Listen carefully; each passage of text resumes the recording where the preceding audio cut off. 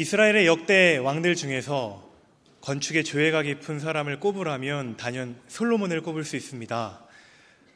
그는 하나님의 성전을 짓기 위하여 8년, 그리고 자신의 왕궁을 짓기 위하여 12년, 도합 20년의 세월을 이 건축하는 일에 심혈을 기울였습니다. 그가 통치하는 기간이 총 40년이었으니까요. 20년 동안 그의 통치 기간의 반에 해당하는 그 기간 동안 그는 건축이라면 최선을 다하여서 자신의 모든 것들을 쏟아 불어 넣었습니다. 그랬던 그가 하나님 앞에 했던 고백을 보면 이렇게 고백하고 있죠. 여호와께서 집을 세우지 아니하시면 세우는 자의 수고가 헛되며 여호와께서 성을 지키지 아니하시면 파수꾼의 깨어있음이 헛되도다. 하나님께서 복을 내려주시지 않으면 내가 아무리 열심히 하고 여러 많은 일들에 공을 기울인다 하여도 그것은 헛것입니다. 주의 붙드심과 주의 역사하심이 아니고선 우리가 하는 그 모든 일이 의미가 없는 것이죠. 반대로 생각해 볼까요? 하나님이 날 붙드시고 은혜 베푸시고 역사하시면 그 일에 능력이 임하는 줄 믿습니다. 하나님의 도우심으로 말미암아 우리의 영혼은 소성되며 하나님의 기쁘신 일들을 위하여서 우리의 마음을 정하며 하나님을 기뻐하는 그 모든 역사 가운데 우리 주님께서는 계속해서 복을 내려주실 것입니다. 우리는 삶의 현장 가운데 하나님의 기름 부으심을 의지하고 있습니까? 아니면 나의 열정과 노력의 결과물만을 기대하고 있습니까? 우린 잘 알고 있습니다. 정직해야 한다. 수고의 땀을 흘려야 한다. 그리고 정당한 품삯을 받아야 한다. 그런데 말처럼 쉽지는 않은 것 같습니다. 좀 부정직하면 안 되나? 꼭 성실해야만 하나? 좀 다른 방법으로 부당한 이익을 취하면 안 되나?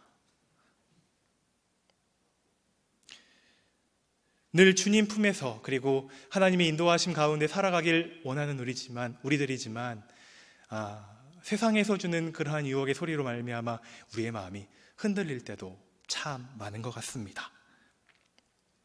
1970년에 있었던 일이죠. 마포구 창전동에서 있었던 일인데 당시 서울은 급격한 인구 팽창으로 인해서 소위 판자촌이라고 불리웠던 그 무허가 건물들을 모두 철거하고 그리고 그곳에 시민 아파트를 건립하는 일들이 한창 일어나고 있었습니다. 그런데 이 건축물을 시민 아파트를 짓는 장소가 굉장히 독특합니다. 왜냐하면 산 중턱에 지었거든요. 그리고 와우 아파트라고 하는 이곳은 산 중턱도 아니고 산 꼭대기에 짓고 있었습니다. 그래서 당시 서울시장을 지낸 이분께 질문을 드리죠. 왜 이렇게 높은 곳에 건물을 짓습니까? 라고 얘기를 하니까 이분의 말이 참 유행처럼 나돌기도 했습니다. 청와대가 잘 보이잖아요. 굉장히 인기 발언이었던 것 같아요. 그러나 정해진 기간 안에 아파트를 뚝딱 지어내야 하는 그런 상황, 원가도 턱없이 낮았고 그나마도 중간에 업체들이 떼먹는 경우가 굉장히 많았기 때문에 이 아파트는 튼튼히 세워질 리가 없습니다. 기둥을 세우는데 철근 70개가 필요한데 철근 5개만 가지고 기둥을 지으려고 합니다. 그리고 콘크리트의 강도는 얼마나 물렀는지 그저 자갈 섞인 모래 반죽이나 다름없었습니다. 성도 여러분, 사람의 노력은 바로 이렇습니다.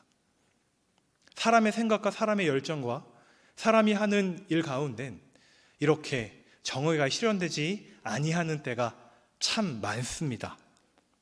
사람의 노력은 이기적일 때가 참 많지요. 우리의 수고가 의미가 있으려면 어떻게 해야 할까요? 우리의 수고가 하나님 보시기에 그래, 너 진짜 잘하고 있다. 그래, 너 진짜 하나님 보시기에 정말 칭찬받을 만한 일을 하고 있어. 라는 인정을 받기 위해서 우리는 어떻게 하면 될까요? 바로 하나님의 복주심을 의지해야 합니다. 우리는 신앙의 기초에 대해 굉장히 잘 알고 있습니다. 하나님의 부르심 가운데 우리는 이 자리에 왔습니다. 그렇죠?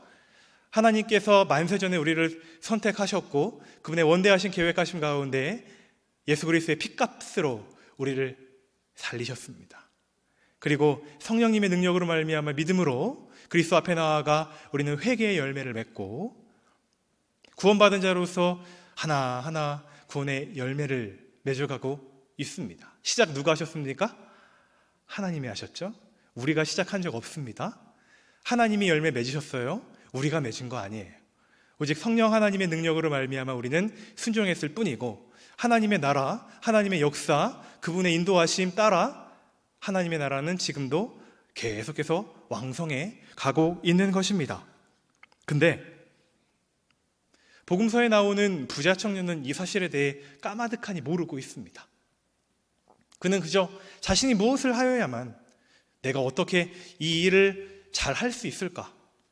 이 일을 하면 나에게 구원의 은혜가 있을 거야 라고 생각하는 너무나 안타까운 부자 청년의 모습이 우리의 마음 그리고 우리의 눈가를 조금 찌푸리게 합니다. 이 부자 청년은요, 어려서부터 하나님의 말씀을 열심히 지킵니다. 왜요? 구원을 얻기 위해서요. 당시 사회적 정황이 그랬잖아요. 1세기 유대 공동체에선 깨끗함에 대한 법칙, 정결 의식에 대한 법칙을 굉장히 중요하게 여기고 그렇게 사회 통념적인 사항들, 전통적인 여러 가지 일들을 지키게 되면 구원을 받을 수 있어 라고 이야기를 했습니다. 근데 진짜 구원을 받았습니까? 구원을 받고 있습니까? 아니요. 이 부자 청년에게는 풀리지 아니하는 문제가 있습니다. 이 부자 청년의 마음을 시원하게 만들어주지 못하는 뭔가 막힌 듯한 그러한 이야기 그리고 그러한 일들이 계속해서 반복이 됩니다. 왜 이 하나님 말씀을 지키는데 나에게 끊이지 아니하는 유혹이 있지? 왜 하나님 말씀을 내 생명처럼 여기는데 왜 나에게는 구원의 기쁨이란 게 없을까? 순종하면 다 될 줄 알았는데, 말씀을 지키면 다 될 줄 알았는데 해결되지 아니하는 이 구원의 문제로 말미암아 그는 오늘도 고민하고 있습니다. 근데 웬걸요? 율법을 지킨다고 그렇게 단언하고 노력을 하지만 율법을 계속해서 범하고 있는데요. 너무 아이러니하지 않습니까? 율법을 지키고 또 지킨다고 노력하는데 자신의 행동은 율법에서 점점 멀어져가는 그러한 연약함을 보게 됩니다. 그리고 예수님 앞에 나와서 고백하죠. 내가 무엇을 하여야 영생을 얻으리이까? 다른 말로 표현해 볼까요?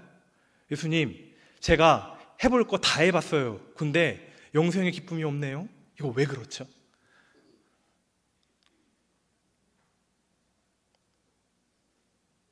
성도 여러분, 하나님께서 우리들에게 이 구원의 은혜를 베풀어 주심을 감사합니다.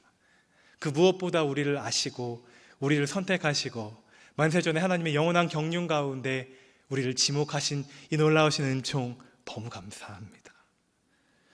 하나님과 커뮤니케이션을 할 자격을 주셨다는 것, 우리는 그저 하나님의 독단적인 상황 가운데 하나님의 주입된 사항만을 가지고 주님 앞에 나온 사람들이 아니잖아요. 우리는 하나님께서 주신 자유의지를 가지고 하나님께서 주신 믿음의 선물과 귀한 은총을 따라 이 시간 하나님 앞에 믿음에 반응하여 순종함으로 나왔습니다. 그리고 주님과 얘기합니다. 하나님 감사합니다. 하나님은 진짜 사랑이 많으신 분이시군요. 하나님은 지금도 우리를 붙들어 주시는 분이셨군요.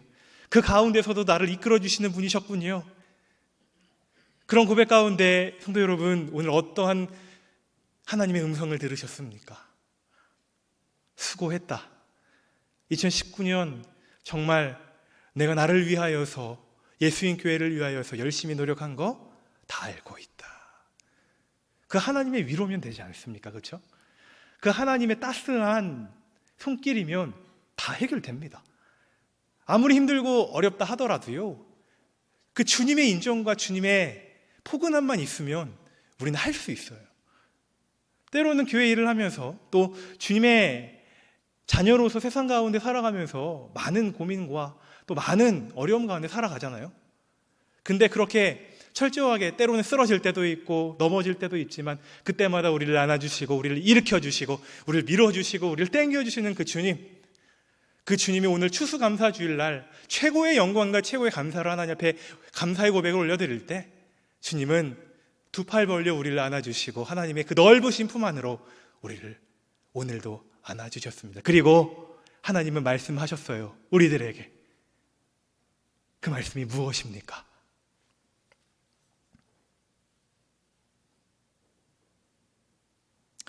영생의 문제로 고민하고 있는 이 부자 청년, 내게 있는 것을 다 팔아 가난한 자들에게 주라. 이 예수님의 말씀은 참으로 벼락 같은 말씀입니다. 나에게 있는 이 많은 것들을 주라고요. 내 생명보다도 귀한 건데, 내 생명처럼 여기는 건데 이걸 주라고요. 이 부자 청년은 고민합니다. 근데 주님의 구원의 이 음성과 메시지를 듣고 자신에게 있는 모든 것을 다른 사람들에게 내어주었던 사람이 있죠? 우린 삭개오를 기억합니다.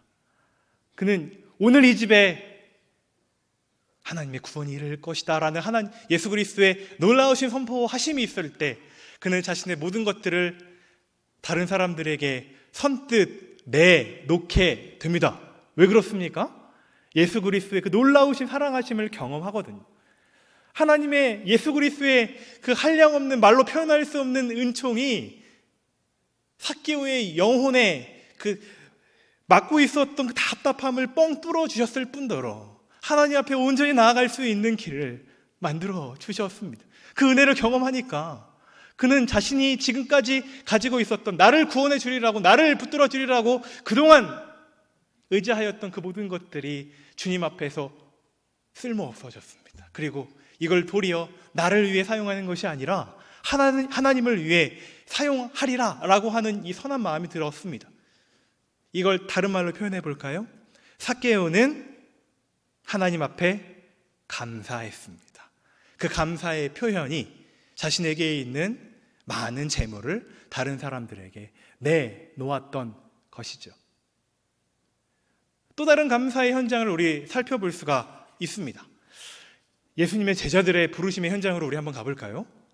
처음 예수님께서 제자들을 부르실 때 베드로, 안드레, 야고보, 요한이 있는 갈릴리로 가십니다. 그때 너희들은 나를 따르라.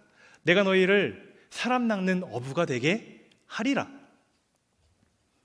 그 예수님의 말씀을 듣고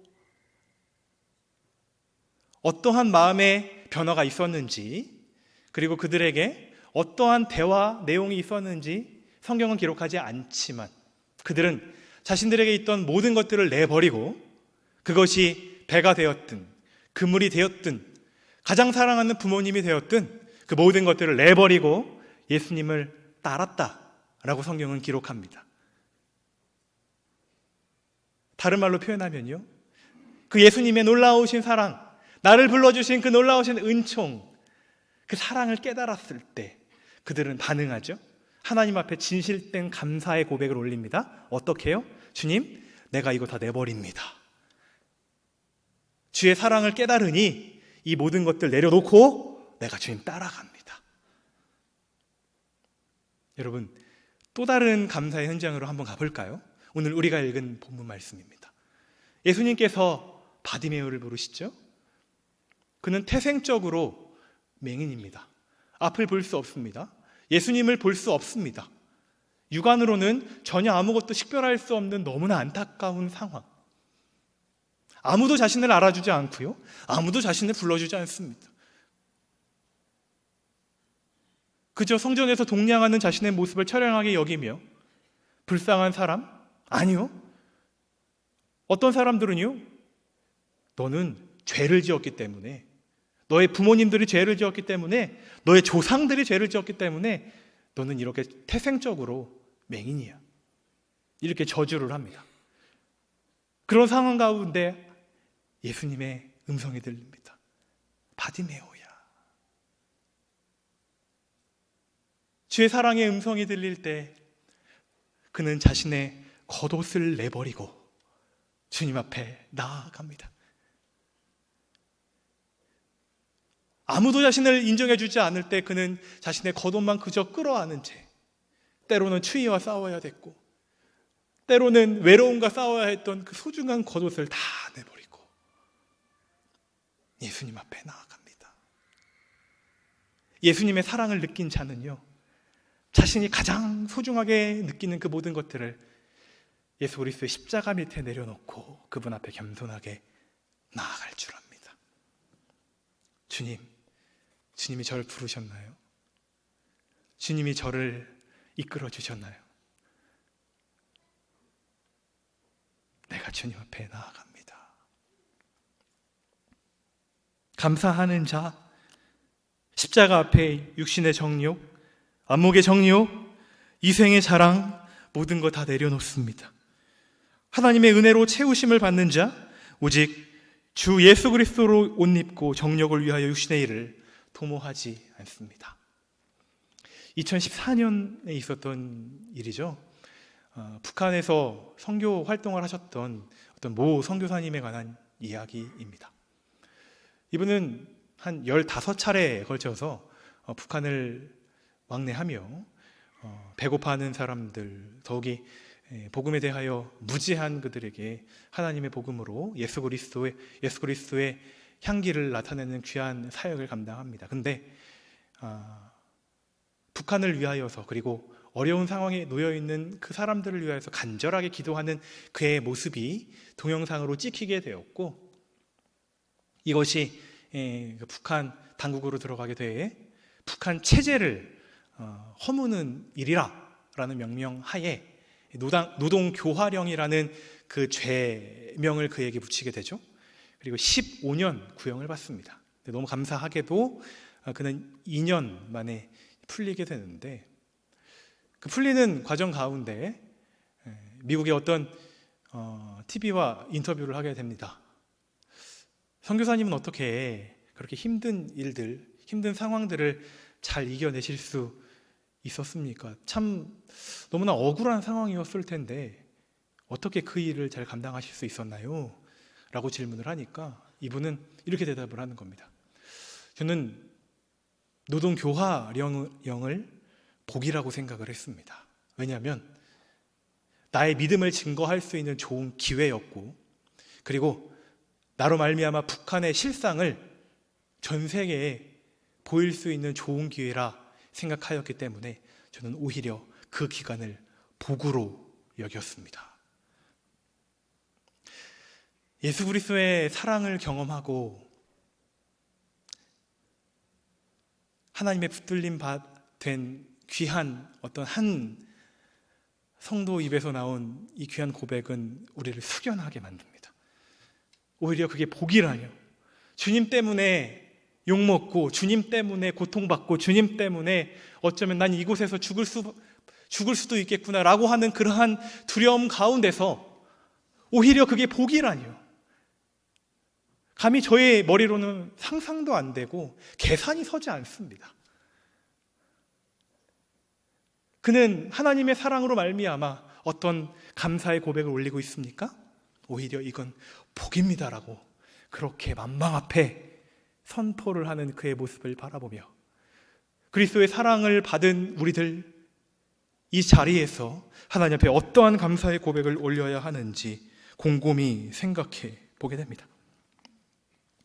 아무리 감사의 고백을 올리려고 해도 사실 세상은 우리를 그저 가만히 놔두지 않죠. 야, 네가 하는 게 뭐 그렇지, 그냥 어쩌다 그런 일이 그냥 우연찮게 있었던 걸 거야. 너가 감사한다고 해서 정말 뭐 너 주변이 그렇게 변화되겠어? 악한 사단은 계속해서 우리를 이렇게 교활하게 넘어뜨리려고 하죠. 바디메오도 마찬가지입니다.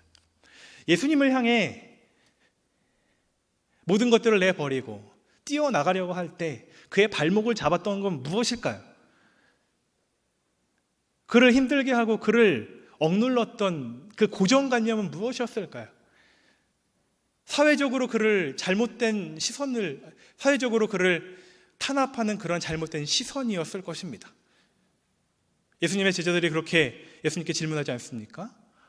저 사람이 맹인이 된 게 누구의 죄 때문입니까? 저 사람의 죄 때문인가요? 아니면 그의 부모님의 죄 때문인가요? 예수님의 제자들도 그렇게 생각하는데 당시 사회 통념상 얼마나 많은 탄압과 아픔의 소리가 그의 마음을 짓눌렀을까요? 그리고 예수님께서 그를 부르실 때 그의 짓눌리는 탄압의 소리는 분명 그의 마음과 그의 영혼의 발걸음을 꽉 잡고 있었을 것입니다.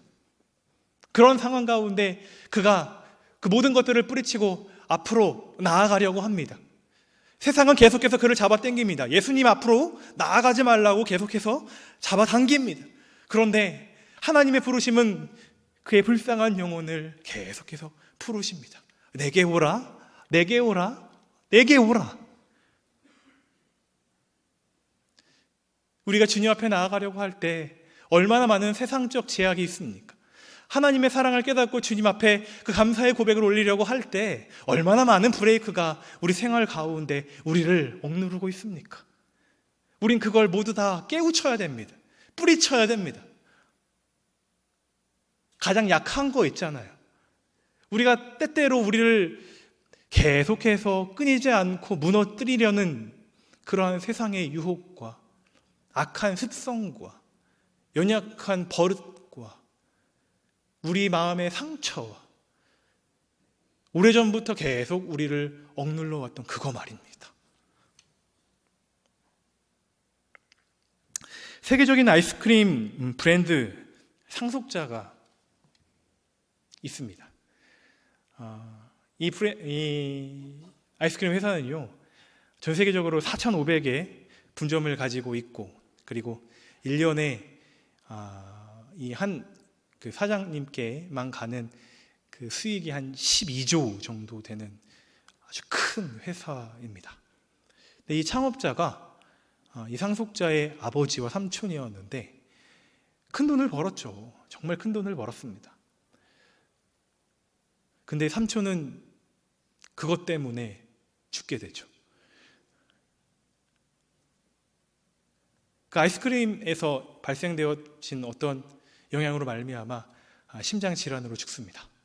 그리고 그 아버지 역시 건강이 굉장히 안 좋습니다. 이 상속자가 그 순간 무엇을 바라보았을까요? 성공보다, 세상의 성공보다, 세상에서 주는 큰 유익과 큰 돈보다 진짜 중요한 건 우리 아버지구나. 내가 사랑하는 우리 아버지. 나를 향해 언제나 따스함으로 다가오셨던 그 아버지가 곧 있으면 돌아가실지 모르는 그런 상황 가운데 그는 아버지께 식생활을 바꿀 걸 권면합니다. 그리고 아버지가 감사하게도 살아나셨고 함께 지내다가 결국 돌아가시게 됐습니다. 1년에 12조를 벌 수 있는 좋은 기회, 가만히 있어도 말입니다. 근데 그는 그걸 뿌리칩니다. 왜냐하면 그것보다 더 소중한 걸 바라보았거든요. 진짜 중요한 게 무엇인지 그는 바라보았거든요. 그리고 그가 했던 일이 무엇인지 아십니까? 교회로 나가서 작은 텃밭에서 농사 짓는 일이었습니다. 그리고 그는 좋은 음식, 또 좋은 습관, 좋은 것들로 말미암아 많은 사람들에게 건강과 기쁨을 주는 사람, 그 역할을 하게 되었습니다. 그리하여 세계적인 환경운동가에게 수여되는 레이첼 카진상을 받게 된 이 사람, 존 로빈스라는 사람입니다. 정말 사랑하면요, 버릴 수 있어요. 진짜 사랑하면요, 세상에 주는 유혹 이길 수 있습니다.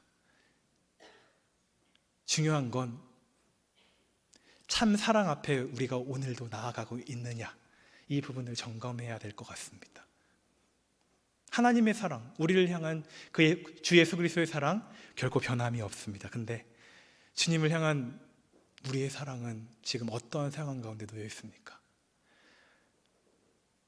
오늘도 사랑한다, 사랑한다 말씀하시는 그 주님 앞에 우리는 예배 가운데 하나님 앞에 고백합니다. 감사합니다. 감사합니다. 감사합니다. 완전히 죽은 영혼 불러주시니 감사합니다. 살아계신 하나님의 말씀 듣게 하시니 감사합니다. 성도 간의 귀한 교제하게 하시니 감사합니다. 성도 간의 모습을 통해 하나님의 모습을 바라보게 하시니 감사합니다. 하나님이 이곳에 임재하여 주시니 감사합니다. 감사하는 능력이에요. 왜냐하면 감사하는 그 자리가 사랑이신 하나님이 임재하시는 놀라우신 현장이기 때문입니다.